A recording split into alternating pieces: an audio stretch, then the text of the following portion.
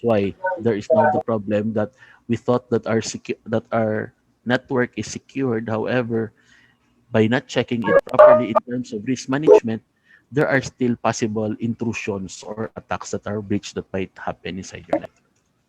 So how do we define secure? Uh, Request lang po, pa-mute ng iba participants. Secure is an assurance that comes from a proactive standard base. So remember, proactive. So let me move forward. When we talk about secure, we talk about proactive measures and standards. We should be ready. So our policies should be in place. We should be ready. We should be ready for attacks. We should be ready to document all those attacks. And of course, what is the most possible thing? We should know how to mitigate things to make sure that the impact is not that big. And of course, we should try to restore order in as soon as possible time. That's how secure is defined.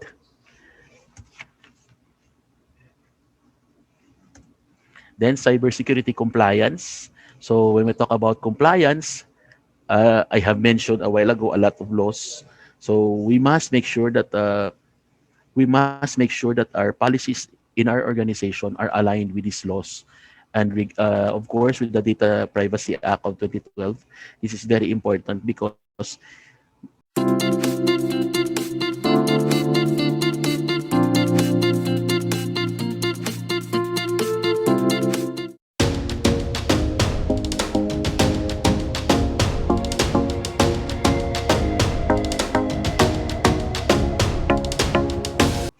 at least now we could hold those persons accountable for all the things they have done. And the worst thing that happens right now is that those persons are continuing to enjoy what they are doing to steal our data or to breach the network because our policies are not in place. And worse, it is not aligned with those laws. Then, then we do have the National Cybersecurity Plan. I believe this is from DICT. DICT is supposed to be working on this, and one of the great uh, plan of DICT is to empower all people. That's why most of these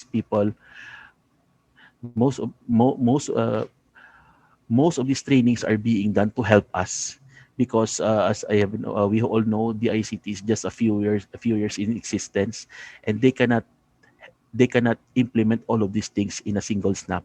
That's why they are empowering us.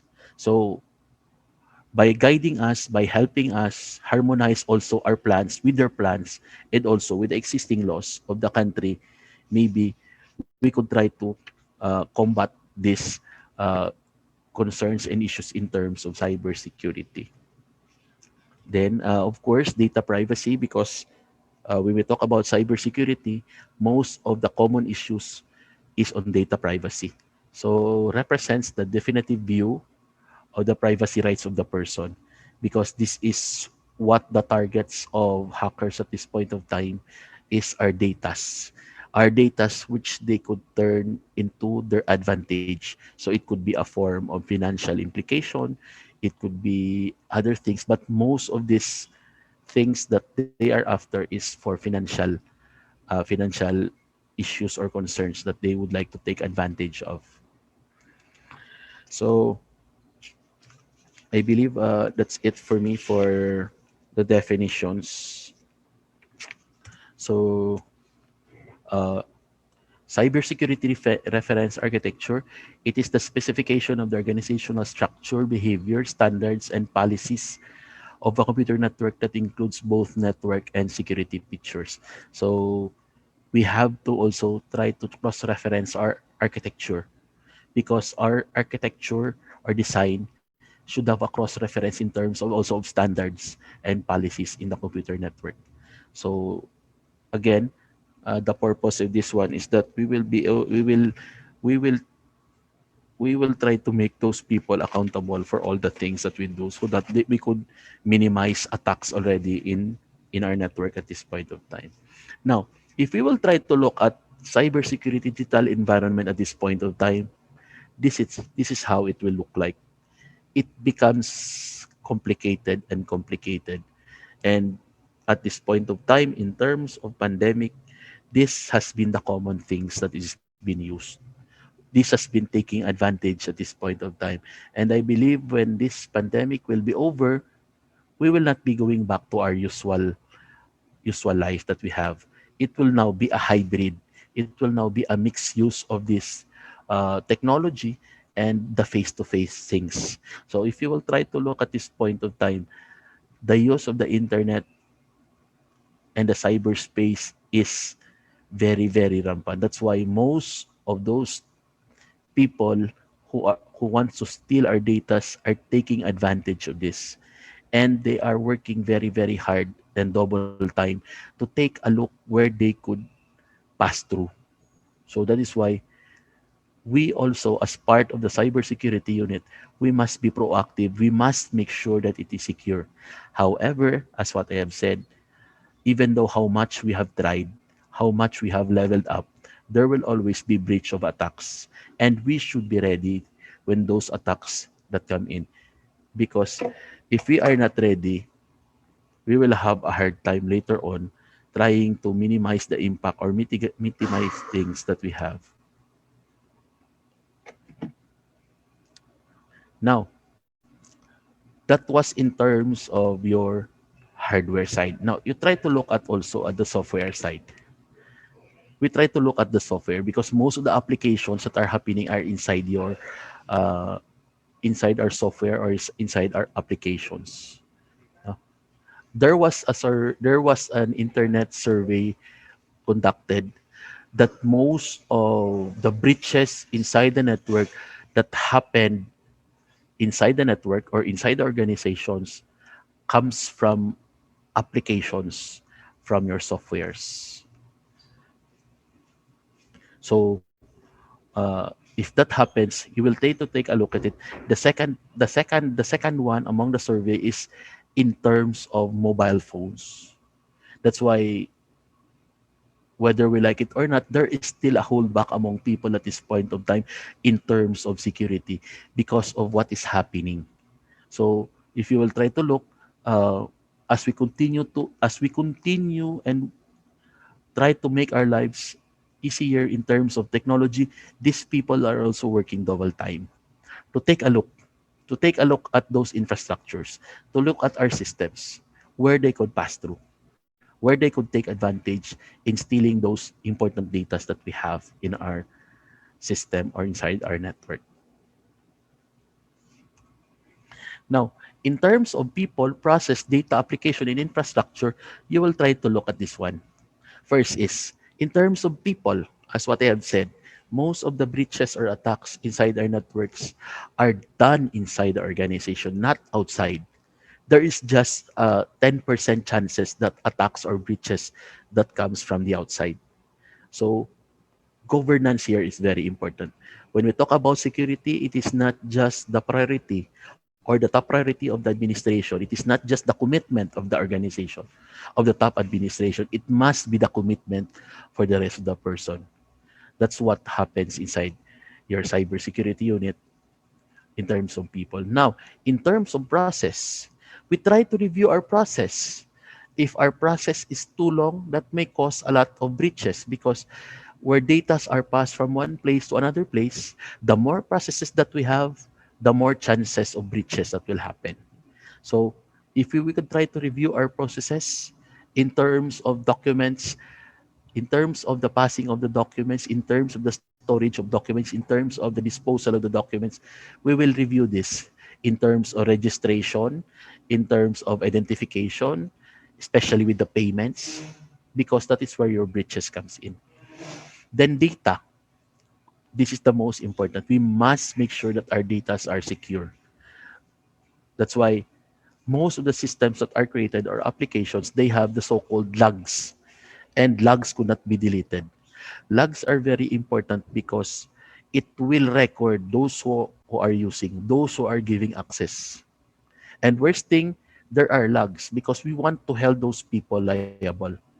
And what happens when we try to identify those people stealing those data, we cannot punish them because we don't have existing policies. Or maybe our policies are not in harmony with our laws.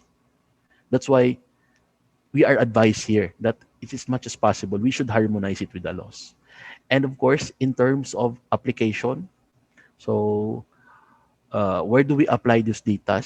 This is very important. Where we keep our applications of our data of our customers, it is also crucial because those data are sometimes we are just there are just sometimes we are careless. Uh, we are trying to expose data that are very crucial. So we should try to look, we should know how to identify which are those datas that are crucial and of course can be shared in terms of confidentiality. And then lastly, we talk about people, process, data, application. We talk about the infrastructure itself, the hardware. We talk about the infra. Uh, Infrastructure is very important. We should make sure not just our people but also our infrastructure. We must make sure that we procure solutions that could protect our hardware, not just hardware, of course, the security, the physical security. We must make sure that the infrastructure are secured physically from attacks because when that one is being also breached, then we will have problems. Okay. So if we will try to look at those five aspects in terms of cybersecurity, uh, we are trying to look at the customer experience in terms of value. With those five present that we have, the question is, does it have the value, the availability, the completeness, the accuracy, speed, and accuracy is very important. Completeness, availability, reach. We will be able to reach the most possible, the coverage, the mobility, the portability, and lastly, the privacy. So this is where we should protect our customers, or these are the things, or these are the qualities that our customers are looking upon in our cybersecurity. So these are the 10. So let me go to now. Let us look now at the references of cybersecurity in terms of data privacy risks. So we have, as what I have discussed a while ago, Republic Act 10175 or the Cyber Act Prevention or Act of 2012, the act of defining cybercrime, providing for the prevention, investigation, suppression, and the imposition of penalties, therefore, and other purposes. Later on, I'll also try to give you a soft copy of this one because I would like you to take a look at this one because since this law has been passed since 2012, I believe the process takes too long to hold those people accountable.